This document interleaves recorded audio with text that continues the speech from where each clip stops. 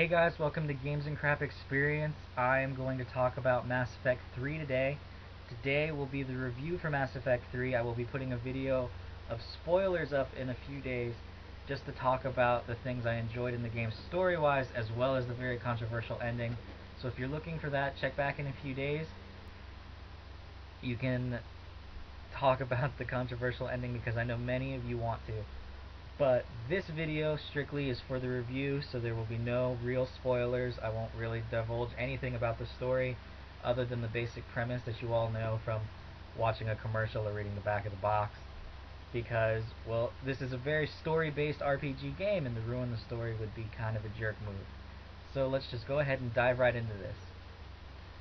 Mass Effect 3 comes to us from BioWare, the makers of Dragon Age and Star Wars Knights of the Old Republic. Me personally, I never really got into BioWare until Dragon Age, although I have played Knights of the Old Republic and I did love that game. But Dragon Age and the way that the choices actually carried over into the game made me a much bigger fan. And if you've played Mass Effect 2, you doubtedly want to continue Commander Shepard's adventures in Mass Effect 3 because the way that the choices transfer over are amazing. Just the littlest things you did in either 1 or 2 when they transfer over can tweak the game in countless ways that you probably won't be able to see all of. I've talked to my friends about this, and he may have or may not have done certain things that I did or vice versa, and this ended up killing a character or saving a character, or it allowed for us to have more or less war assets that you can use on your final assault back on Earth. So, story-wise, Commander Shepard is back for one final mission, as BioWare has been advertising it. Earth has been taken over by the Reapers, and it is up to Commander Shepard to save Earth and take it back. But to do so, Commander Shepard must unite the other races of the galaxy to go out on one final assault to take it back. And so that's really where a lot of the game comes from. You're going around the galaxy trying to convince people to help you take back Earth and fight the Reapers, trying to convince them that if they don't, the rest of the universe is essentially screwed. So the story is amazing. It's very solid. It's great from start to debatable finish, which I'll touch up at the end of the video. But the story otherwise is completely amazing. Gameplay mechanics, if you've played Mass Effect 2, you know what to expect with Mass Effect 3. The gameplay is essentially the exact same, with a few things tweaked and polished up, which is great because it's not like they went and changed too much and made it a completely different feeling. It's very much the same Mass Effect feeling. They did add a couple new things. One of the things they added was melee, which is great. I can't tell you how satisfying it is to use your Omni tool to decapitate a husk or really any enemy. In Mass Effect 3, there is more emphasis on weapon customization. You can get a gun such as the Avenger, and you can put a scope on it. You can put compensation mods, stabilization mods, a bunch of different modifications onto all of your weapons, which honestly I loved. Some people might not like it, but I thought it was a great addition to the game. It allowed me to feel like I just didn't have to grab some random gun, because when I was playing Mass Effect 2, I'd find a new gun and it would be stronger than the other gun, and I would use that for the rest of the game. But Mass Effect 3, you get multiple weapons, and really any of them are just as powerful as the others because you can customize it so much, and that is really a strong point. It's a great addition to the game. Another thing with the weapon system is that you now have to look out for weight on Commander Shepard, because that changes how much your recharge time is on your special abilities or special attacks. If you're overburdened with weight, it'll take a little bit longer to recharge. It's not really too much of a handicap, but if you get too much weight, it does. So it kind of adds a new tactic in Mass Effect where you have to pick what weapons do you really want, because you can't be carrying an assault rifle, a sniper rifle, a heavy weapon, a pistol, and a submachine gun like you would in Mass Effect 2. Typically you'll want to carry 1 or 2 weapons, but I felt that was a great addition because I love that extra bit of tactic you had to throw in there. Another thing that is back in Mass Effect 3 is the relationships, which is not mandatory for the overall story, but it definitely does add on. I know I myself love doing the relationships in Dragon Age as well as Mass Effect, so to see it back here in Mass Effect 3 is great, especially since relationships from either your first campaign in Mass Effect 1 or Mass Effect 2 carry over into Mass Effect 3.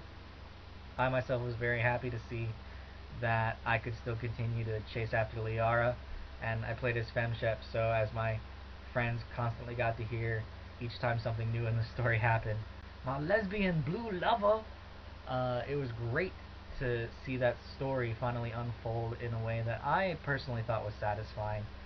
So I'm very glad that BioWare brought it in. There's not as many squad mates in Mass Effect 3 as there were in Mass Effect 2, which BioWare said they wanted to do so that they could get a more personalized feeling with your squad and you could get to know them better. Oh, and a side note, for those of you that are wondering, Garrus is still doing his calibrations. Just throwing that out there. Although there was one point in the game where he wasn't, which was surprising. I wonder if that's why we lost Earth in the first place, but damn you, Garrus. Those calibrations. You need to keep doing them. I love that there's less squad mates to pick from, because in Mass Effect 2 I constantly found myself using the same 2 or 3 people. But the one thing I will say about it is that I didn't feel that Mass Effect 3 had as much of a emotional connection to the characters. I don't know if that's just due to resolution at the end of the game, or if it's just because the loyalty missions in Mass Effect 3 weren't really loyalty missions. There weren't really any loyalty missions. Essentially, it was just talking to them on the ship. You didn't have a loyalty mission like you did in Mass Effect 2, where you would go out and do something that would help you get to know the character more on an emotional level, which I thought was a lot better in Mass Effect 2. But I did love all the characters in Mass Effect 3. So the multiplayer is the next thing I want to talk about, and that was a very hot, controversial topic when the game was being developed and we were getting first news about the multiplayer, because many people felt that Mass Effect did not need multiplayer, and I'm one of those people that if you make a single player game, I don't see why you have to bog it down with multiplayer. But when it comes to Mass Effect 3, I'm willing to eat those words, because Mass Effect 3's multiplayer, it works. And I mean, it's not necessary for the main campaign, but it is fun and you can continue to play it. It helps if your squad mates actually try to help you rather than go out and do everything for themselves. But the multiplayer works, and it's not traditional multiplayer.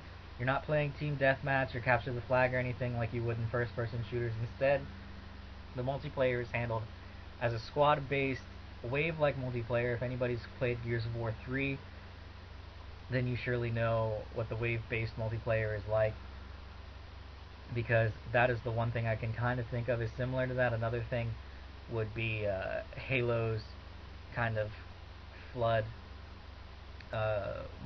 multiplayer. It's done in a series of waves. You have 10 waves, and you have to fulfill certain objectives, whether that's just simply to survive the wave or to pick up intel.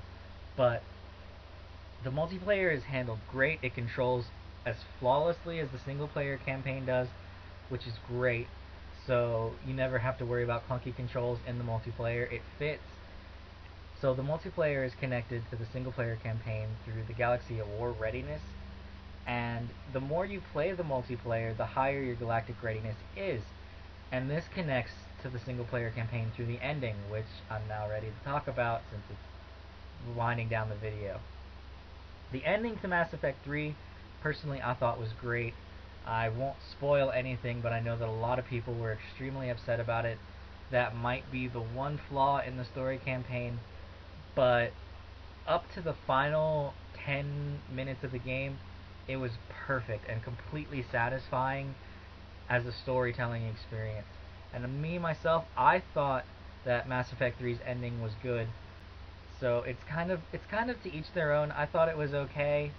I would love it if they kind of expanded on it and gave me a little bit more clarity, but I'll talk about that more in the spoiler video, which I will post up in a few days. But yeah, that's it. That's all I had for Mass Effect 3. I hope you guys enjoyed the video. If you did, please subscribe. You can also find us on Facebook, which I will post a link down at the bottom.